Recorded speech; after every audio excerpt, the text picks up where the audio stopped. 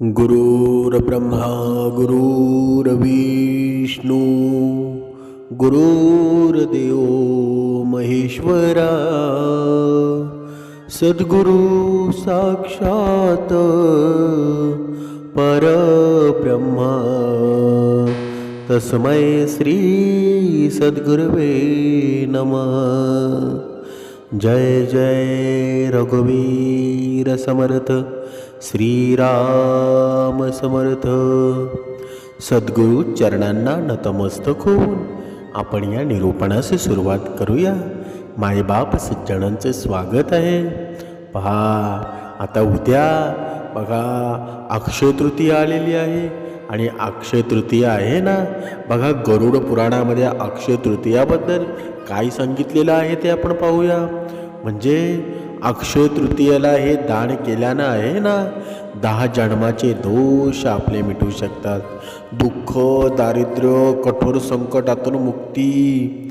एखादा दिवस आहे ना ज्याला काळाचा नियम लागू होत नाही, एखादा क्षण आहे ना जो तुमच्या कित्येक जन्माच्या कर्मांना बदलू शकतो, आणि एक संधी जी आयुष्यामध्ये फक्त एकदाच येते।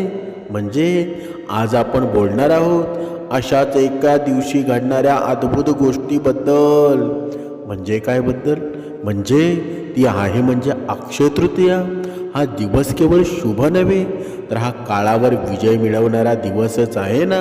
म्हणजे या दिवसाचं तो प्रतीक आहे। म्हणजे आजच्या दिवशी हे जे आपण 10 जन्माचे दोष आहेत ना ते जाळून टाकू शकतो। पण ते दोष कोणते, हे उपाय कोणते, हे काय आहेत आणि हे रहस्य आहे ना, इतकं काळ गुप्त का ठेवलेलं आहे बरं? असे अनेक प्रश्नांची उत्तरं आहेत ना, ते आपल्याला आज मिळणार आहेत। म्हणजे तुम्ही या जर गूढ प्रवासामध्ये जर या निरूपणामध्ये मन लावून ऐकला ना, तर तुम्हाला सर्व प्रश्नांची उत्तरं मिळून जातील। भरपूर तुमच्या जीवनामध्ये दुःख असेल, भरपूर संकटं असतील, तर सर्व संकटांचं उत्तर आहे ना ते सुखामध्ये निर्माण होईल। आजचं हे निरूपण आहे ना तुमचं जीवन समतोल करणारं आहे, तुमच्या जीवनामध्ये ऊर्जा भरणारं आहे। कारण हा अक्षय तृतीयाचा दिवस आहे ना, या दिवशी जर या गोष्टी केल्या तर तुमच्या जीवनामध्ये अफाट संपत्ती निर्माण होईल। फक्त तुम्ही एक गोष्ट लक्षात ठेवायची आहे, ज्यावेळी हे तुम्ही उपाय कराल ना त्या दिवसापासून खोटं बोलू नका, त्या दिवसापासून अहंकारी होऊ नका। चला आता जास्त वेळ न घालवता कोणते उपाय करायला पाहिजेत ते आता आपण पाहूया। वड पिंपळाची पूजा आणि झाडं लावा। अक्षय तृतीयेला वड किंवा पिंपळाच्या झाडाचं रोप लावून त्यात पाणी घालणं आणि संकल्प करणं। हे झाड आहे ना केवळ पुण्यासाठी नव्हे तर सर्व जीवांच्या कल्याणासाठी आहे। असं म्हटल्यास त्या झाडाच्या एकेका पानातून आहे ना पुण्य आणि दोषनाशक ऊर्जा निर्माण होते। म्हणजे 10 जन्मातील वडिलांचे पूर्वजांचे पाप मुक्त होतात। आणि पुढची गोष्ट म्हणजे गाईला गुळ आणि हिरवं गवत खाऊ घालणं। गाईला अन्नदान केल्यास ना याचं फळ अनंत पटीनं वाढून परत येतं। विशेषतः म्हणजे गाईला गुळ आणि गवत दिल्यास गोदोष, वंशदोष आणि दारिद्र्यता नष्ट होऊन आपला पुढचा प्रवास आहे ना तो सोयीस्कर होतो। म्हणजे तांदूळ, दूध, वस्त्र, सोनं किंवा धातूचं दान करणं। जेव्हा आपण पूर्वजांना किंवा गरजू लोकांना पारंपरिक गोष्टी म्हणजे तांदूळ, दूध, वस्त्र, सोनं, कांस्य, तांब याचं दान करतो ना, तेव्हा पूर्वजांवर असलेलं कर्मबंधन आहे ना ते विरघळून जातं। म्हणजे गरुड पुराण काय सांगतो बरं? असे कर्म जर 10 जन्मापासून मागे चालत आले असतील तर अक्षय तृतीयेला दिलेलं दान आहे ना ते कर्म नष्ट ठरणारं ठरतं। म्हणजे तुम्ही विचार करा, असा हा एक दिवस वर्षातून येतो ना तो किती भाग्यशाली आहे। नव्हे तर नशीब बदलणारा हा दिवस आहे। तुम्ही याला साधं समजू नका। तुमच्या जीवनामध्ये आहे ना सोन्याचे दिवस निर्माण करणारा हा दिवस आहे। आता आपण पाहूया गुप्त पितृतर्पण आणि जळदान। म्हणजे घरच्या देवस्थानामध्ये एक तांब्यात गंगाजळ किंवा शुद्ध पाणी घ्यावं. ते घेऊन पूर्वजांची स्मृती ठेवून ते जळदान करा आणि मंत्र म्हणावं. ओम पितृदेवताभ्य स्वाहा. असं जळदान केल्यास पितृदोष, अकस्मात मृत्यू, वंशदोष, संतती अडचणी व पूर्णपणे नष्ट होतात. काही लोकांच्या नशिबामध्ये घडलेल्या अपघातांची मुळं हे आहेत ना, हे दोष असतात, या अशा दिवशी दूर होऊन जातात. फक्त एक नाव घ्या, अवधूत चिंतन श्री गुरुदेव दत्त, आणि एक हृदयातून जप. अक्षय तृतीयेला अवधूत चिंतन श्री गुरुदेव दत्त ज्यावर श्रद्धा असेल ना, तो नाम जप करा. एकदा हृदयातून घेतलेलं नाव आहे ना, 10 जन्माचं कर्मसंचय वितळवू शकतं, असं अध्यात्मशास्त्र सांगतं ना. ज्यांना घरामध्ये सतत आर्थिक, आरोग्य, नोकरी, वंश, विवाह, संतान, मानसिक अशांतीच्या अडचणी येत असतील ना, ज्या व्यक्तींच्या पत्रिकेमध्ये पितृदोष, गुरुचांडाळ योग, काळसर्पदोष किंवा नवग्रह दोष असेल, ज्यांना वाटतं की काहीतरी अज्ञात अडथळा आहे, प्रयत्न करूनही यश मिळत नाही, अशा प्रत्येकानं उपाय आहे ना, हे अवश्य करायला हवे. जगातील असा एक दिवस आहे जिथे केलेलं प्रत्येक पुण्य आहे ना, दान आणि संकल्प अक्षय म्हणजेच कधीही नाश न होणारं मानलं जातं. तो दिवस म्हणजे अक्षय तृतीया आहे ना. पण ही तारीख फक्त दानधर्मासाठी नाही, तर काही गुप्त उपाय आहेत ना, आणि शास्त्रीय नियमांमुळे ती नशिबाचे बंद दरवाजे उघडणारी ठरते. आज आपण जाणून घेणार आहोत की अक्षय तृतीयेला स्त्री पुरुषांनी कोणते नियम पाळायला हवे, कोणते उपाय केल्यानं आयुष्यभर लक्ष्मी, आरोग्य, सौभाग्य, पती पत्नी संबंध, आपले करिअर, संतान प्राप्तीचा मार्ग खुला होतो. शेवटपर्यंत मन लावून पहा, कारण एक एक गोष्ट आहे ना, तुमचं भाग्य उजळून टाकू शकते. अक्षय तृतीया ही नुसती एक तिथी नाही, ती आपल्या नशिबावर अक्षय परिणाम करणारी दिव्य संधीच आहे ना. हे उपाय करताना संपूर्ण श्रद्धा, नम्रता, गुप्तता ठेवा, आणि बघा आयुष्य कसं स्वतः बदलायला सुरू होतं. म्हणजे स्त्रियांसाठी विशेष उपाय आणि नियम आहेत. तांब्या भरून त्यात केशर व तुळशीचं पान टाकून सूर्याला अर्घ्य द्या. त्याचा फायदा आहे ना, पतीचा आयुष्य वाढ होते, सौभाग्य वृद्धी होते, विवाहामध्ये येणाऱ्या अडचणी दूर होतात. म्हणजे विवाहित व अविवाहित स्त्रिया दोघींना हे करायचं आहे. जर दोघींना त्याचा फायदा होत असेल ना, तर दोघींनी का करू नये बरं. आता दुसरा उपाय, अक्षय तृतीयेला 3.5 मुहूर्तांपैकी एक मानलं जातं. त्यामुळं सुहासिक उठणं करून स्नान केल्यानं शरीर व मनातील दोष निघून जातात. त्याचा फायदा ग्रहदोष, शाप, बांधणी दूर होते. कोणी करावं? हे सर्व वयागटातील स्त्रियांनी केलं ना तरीसुद्धा चालेल. उपाय तिसरा, या दिवशी पिंपळाच्या झाडाला पाणी गाळून प्रदक्षिणा घालावी. 7 किंवा 11 वेळा प्रदक्षिणा घातली ना तरीसुद्धा चालेल. आणि ओम नमो भगवते वासुदेवाय हा या मंत्राचा जप करावा. आणि त्याचा फायदा म्हणजे कुळदैवत प्रसन्न होतं. धनप्राप्ती आणि गर्भप्राप्तीसाठी अत्यंत शुभ हा मंत्र मानला जातो. आता हे कोणी करावं? विशेषतः गर्भधारण्याची इच्छा असणाऱ्या स्त्रियांनी आहे ना, हा मंत्र जप या दिवशी केला ना तर नक्कीच याचा लाभ होईल. दुसरी गोष्ट म्हणजे पुरुषांसाठी विशेषतः उपाय आणि नियम.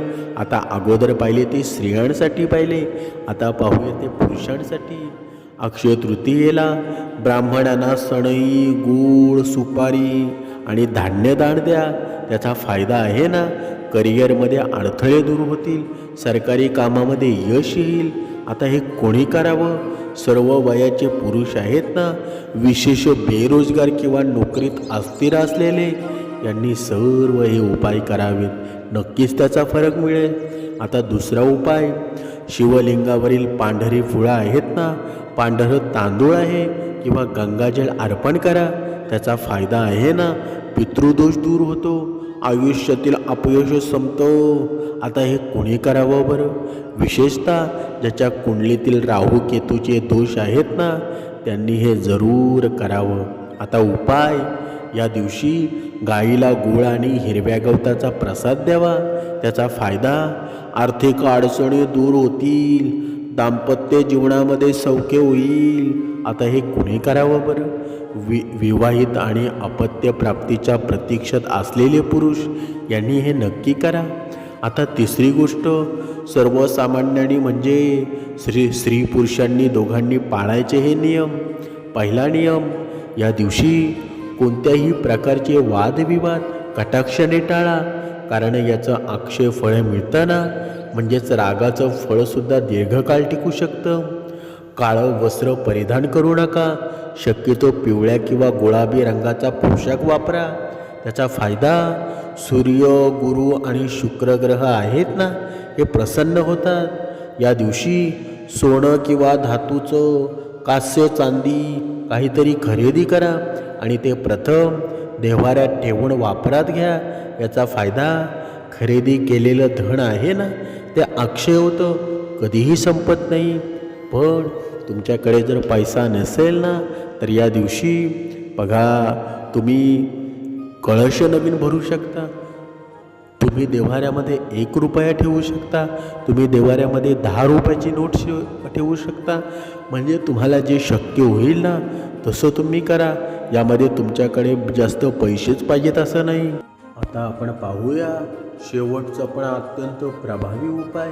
या दिवशी संध्याकाळी आपल्या घरातील मुख्य दरवाजाला गंगाजल शिंपडा आणि अवधूत चिंतन श्री गुरुदेव दत्त हा जप करत दिवा लावा.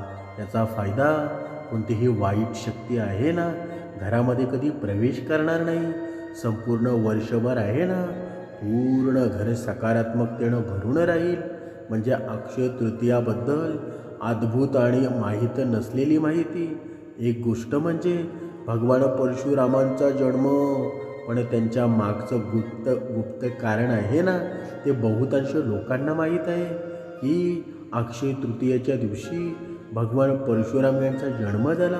पण गुप्त माहिती ही आहे की परशुरामांचा जन्म विध्वंसांसाठी नव्हता, तर पृथ्वीवरील धर्म आणि ऋषी संस्कृती वाचवण्यासाठी झाला होता ना.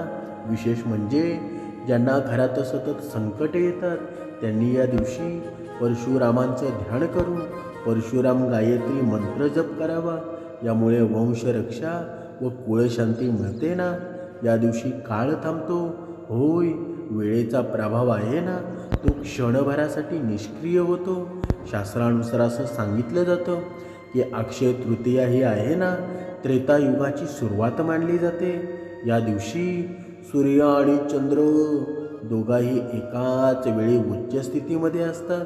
म्हणजे संपूर्ण ब्रह्मांडामध्ये आहे ना, हा ब्रह्मांडात काळाचा प्रभाव शून्य होतो आणि त्यामुळं जो काही संकल्प आपण करतो ना, तो काळाच्या प्रभावापलीकडे जातो. म्हणूनच त्याला अक्षय फळ मिळतं. म्हणजे भीष्म पितामहानं अक्षय तृतीयेला शरशेवई झोपलेले ते शरीर सोडलं नाही ना. म्हणजे महाभारतातील अद्भुत गोष्ट आहे. भीष्म पितामह अक्षय तृतीयेला शरीर सोडू शकले नसते, पण त्यांनी उत्तरायण पूर्ण होईपर्यंत मृत्यू टाळला. कारण अक्षय तृतीया ही इतके पुण्यदायी तिथी होते ना, की जर ते मृत्यू पत्करलं असतं तर पुढचा जन्म मिळणं कठीण झालं असतं ना. कारण अशा दिवशी देहत्याग केल्यास ना, पुनर्जन्म होत नाही, मोक्ष मिळतो. आणि भगवान कुबेरानं प्रथम श्री लक्ष्मीला या दिवशी आपल्या खजिन्यात वसवलं. म्हणजे अक्षय तृतीयेला धनसंपत्तीचे अधिपती आहे ना, ते कुबेरानं प्रथम महालक्ष्मीची स्थापना आपल्या धनकोशामध्ये केली होती. म्हणून जो कोणी या दिवशी धातू, धन, धान्य किंवा वस्त्रदान करतो ना, त्यांच्या घरात स्वयंदेव लक्ष्मी निवास करत असतात असं मानलं जातं. आता सुदाम्याचं श्रीकृष्णाकडून अक्षय स्वागत याच दिवशी झालं ना. श्रीकृष्ण आणि सुदामा यांची गूढ भेट याच दिवशी झाली होती. सुदाम्यानं घेतलेले मुठभर पोहे श्रीकृष्णानं अक्षय भांडार देऊन फेडलं. म्हणून या दिवशी एखाद्याला प्रेमाने अन्न द्याल ना तर ते अन्न भाग्य म्हणून परत येतं. या दिवशी केवळ भविष्य नव्हे तर पूर्वजांचं कर्मही बदलतात ना. म्हणजे गरुड पुराणामध्ये असं लिहिलं आहे की जर अक्षय तृतीयेला पितृ तर्पण, गायींना वडीलधाऱ्यांना वस्त्रदान केलं, अन्नदान केलं तर आपल्या पूर्वजांचं अपूर्ण कर्म आहेत ना ते पूर्ण होऊन जातात आणि त्यामुळं तुमच्यावर असलेले अनुवंशिक दोष, कुळदोष, पितृदोष आपोआप निवडून जातात. खूप कमी लोकांना माहीत आहे ना की अक्षय तृतीयेला एक पानाचं झाड लावावं तर 10 जन्मांचं पाप नष्ट होतात. पिंपळ, वड, आंबा, बेळ किंवा आवळा यापैकी कुठल्याही एका झाडाचं रोप या दिवशी लावलं ना की मनामध्ये लोककल्याणाचा संकल्प केला तर या वृक्षाच्या एक पानातून पुण्य निर्माण होतं आणि ज्यामुळं या कर्ताचं ब्रह्महत्येसारखं महापाप दूर होतात. बघा, ही माहिती आहे ना, तुम्ही कधी ऐकली असेल पण ही ज्यांनी ऐकलेली नाही ना त्यांच्यासाठी सांगणे हे गरजेचं होतं. तुम्हाला जर यातून काही घ्यायचं असेल ना तर सार नक्कीच घ्या. तुमच्या जीवनामध्ये कल्याण होणार आहे. अवधूत चिंतन. श्री गुरुदेव दत्त.